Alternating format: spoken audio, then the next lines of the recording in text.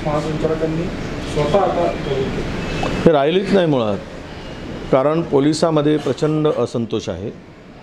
Police demoralise झाला आहे. सत्ताधाऱ्यामध्ये 3 स्पर्धा लागल्या आहेत.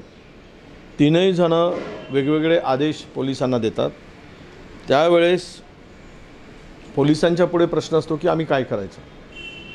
एका घटनेमध्ये तिघांचे वेगळे वेगळे स्टेटमेंट येतात आणि कोणी आरोपीला कारवाई करा म्हणतो, कोणी आरोपीला सोडा म्हणतो, तर कोणी कडक कारवाई करून सुटलाच नाही पाहिजे, अशा पद्धतीची भूमिका पोलिसावर लादली जाते आणि किंवा मानली जाते. त्यामुळं पोलीस काय करणार. पोलीस हे आता सत्ताधाऱ्यांच्या हातचे बाहुले झाले आहेत आणि वाटेल त्या प्रकारे पोलिसांचा वापर चालला आहे. पोलीस दबावामध्ये काम करत आहेत.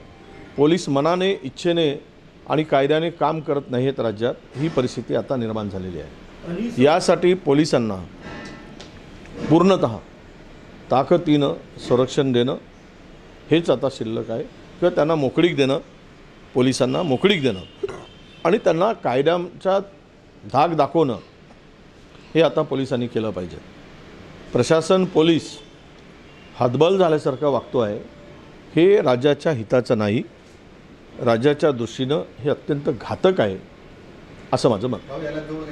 मला वाटतं की जीवे मारणारा माणूस हा कधीच धमकी देत नसतो. धमकी देणारा कधी जीवे मारत नसतो.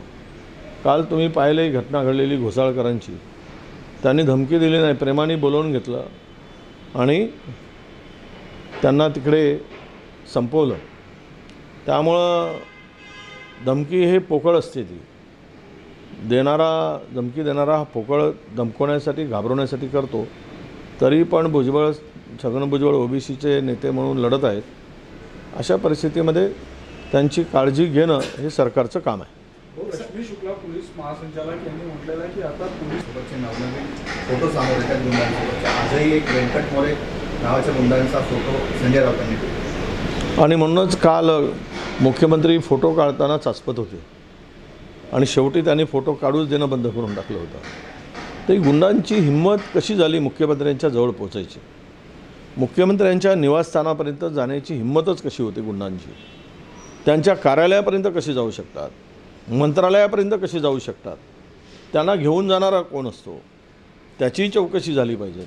तिथपर्यंत पोहोचवणारा कोण असतो, त्यांना भीती वाटत नाही का, त्यांना तिकडे प्रोटेक्शन वाटतं का, त्यांना तिकडे स्वतःचं संरक्षण केल्यासारखं त्यांना सुरक्षितता वाटते का. तर हे तपासण्याची गरज आहे आणि भविष्यात सगळ्यांनी अशा प्रवृत्तीला दूर ठेवणे अत्यंत आवश्यक आहे. पहिले जो परिपत्रक काढलं आहे त्यावेळेस गुलाल उधळला, ढोल ताशे वाजवलेत, फुलांचा वर्षाव करून घेतला. मग आता उपोषणाला गरज काय वारंवार. खरं तर आम्ही मराठा समाजाच्या आरक्षणाला विरोध कधीच केला नाही. ओबीसीच्या ताटातलं काढून घेऊ नका ही आमची भूमिका काल होती, आज आहे आणि उद्या राहणार आहे. त्यासाठी कोणाच्या बापाला घाबरण्याची गरज नाही आणि घाबरायचा काही विषय नाही. विषय एवढाच आहे की या सरकारने तिकडे देत असताना तुम्ही ज्या मुद्दे जे मांडलेत किंवा ज्या आधारे परिपत्रक काढला त्या परिपत्रकातली काही गोष्टी ज्या आहेत त्यातून आंदोलन मागे घेत असताना त्यावेळेस त्यांना समजलं नाही का, त्यांची कोणी दिशाभूल केली का, की त्यांना कोणी फसवलं का सरकारने.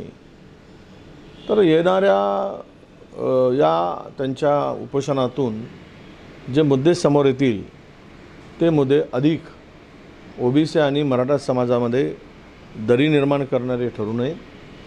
2 समाज आत्ताच एकमेकाच्या पुढे ठाकला आहे. विशेष करून मराठवाड्यामध्ये फार एकमेकाशी वैरत्व पत्करल्याची परिस्थिती त्या ठिकाणी झालेली आहे. ती पुन्हा वाढू नये आणि महाराष्ट्राचं पुरोगामित्व हे कशा पद्धतीनं शिल्लक राहील यासाठी जरांगेंनी विचार केला पाहिजे. पण जरांगेंनी आपल्या समाजासाठी इतर समाजाचं वाटोळं करण्यासाठी जर उपोषण असेल तर ते सरकारने त्यांना आवरावं, थांबवावं आणि त्यांना देण्यासाठी कोणाचीही हरकत नाही. परंतु माझा थेट इशारा आहे शिंदे सरकारला, आता खूप झालं, बस झालं. एखाद्याला खुश करताना दुसऱ्याला दुखवणं करू नका आणि ओबीसी समाजाचं काढू नका आणि मराठा समाजाला टिकेल असं वेगळाच वर्ग निर्माण करून आरक्षण द्या. ते आरक्षण देण्यासाठी आम्ही पूर्ण सहकार्य करू. खूप छगन भुजबळांना जीवन तुम्ही त्याच पद्धतीने उत्तर द्या. तुम्ही सभा घेऊन निखिल वागळेंच्या प्रश्नाचं भाषणाचं मुद्दे खोडून काढा, परंतु तुम्ही त्यांचा आवाजच दाबाल आणि त्यांना संपवण्याचा प्रयत्न कराल तर हा पुरोगामी महाराष्ट्र अशा प्रवृत्तीला येणाऱ्या काळात ठेचल्याशिवाय राहणार नाही, हा मला पूर्ण विश्वास आहे. आम्ही सर्व शक्तीनिशी ताकदीनिशी निखिल वागळे यांच्या पाठीशी उभे आहोत आणि सत्तेमधील जी गुंडगिरी आहे ती इतकी विकोपाला गेली आहे की ती आवरली नाही तर बिहार एकदाचा परवडला पण महाराष्ट्र परवडणार नाही, अशी परिस्थिती राज्यामध्ये पुढे निर्माण होईल आणि त्याला जबाबदार या राज्यातील हे त्रिकुटाचं सरकार असेल. संविधानातील धर्मनिरपेक्ष आणि नावाची शिफारस केली आहे की त्यांना जागा मिळणार नाही, कोणाची काय करू देत, हे शेवट आघाडीच्या बैठकीमध्ये जो अंतिम निर्णय होईल, सर्व नेते म्हणून निर्णय घेतील, तो निर्णय सर्वांना मान्य राहील. हिंदी में जाते हैं जरांगे का ये शुरू हो रहा है राष्ट्रवादीच्या वाटेवर आहे दादा गटाच्या. बाबा सिद्दीकीनंतर आता अनिस अहमद पण याच्या वाटेवर आहे. काँग्रेसमध्ये नेमकं काय सुरू असतं? नाही, मला वाटतं की अनिस अहमदच्या संदर्भात एक वेगळी अफवा पसरवली जाते, कारण त्या सगळ्यामध्ये अनिस अहमद आता आम्हाला दिसत आहे. त्यांच्याकडे त्यांनी कुठलीही आता नाराजी काही त्यांनी दर्शवली नाही आणि ते असा विषय करू शकत नाही, ते जाऊ शकत नाही, हा आम्हाला विश्वास आहे. रामटेक लोकसभा संदर्भात एकीकडे काँग्रेसचा दावा आहे, शिवसेना आता राष्ट्रवादीने ठराव पारित केलेला आहे आणि करण्यासाठी सुब्रमण्यम स्वामी यांनी सर्वोच्च न्यायालयात याचिका केलेली आहे. सुब्रमण्यम स्वामींनी याचिका केल्याचे मला काल मी एका पोस्टवर वाचलेलं आहे आणि त्यातील संविधानातील घटनेतील जो शब्द आहे तो वगळावा अशी त्याची मागणी असल्याची पुढे आलेलं आहे. खरं तर देश हा, कुठलाही देश हा सर्व धर्माचा समान आदर करूनच पुढे गेलेला आहे आणि म्हणून कल्पना मुळात देशाच्या स्वातंत्र्यानंतर परमपूज्य डॉक्टर बाबासाहेबांनी तीच मांडली. काँग्रेसची सुद्धा भावना तीच होती आणि म्हणूनच ते संविधानातून उमटलं.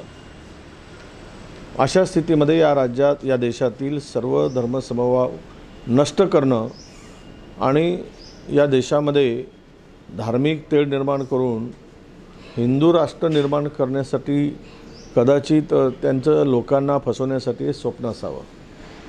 हिंदू राष्ट्र निर्मिती करून देशाला तुम्ही पुढं नेऊ शकत नाही. धार्मिकतेच्या आधारावर देश पुढे जाणार नाही. धर्माचा आधार करणं, हिंदू धर्म असू देत किंवा कुठलाही धर्म असू देत, त्या धर्माचा आदर करून तो त्या ठिकाणी असावा, पण तो राजकारणात नसावा.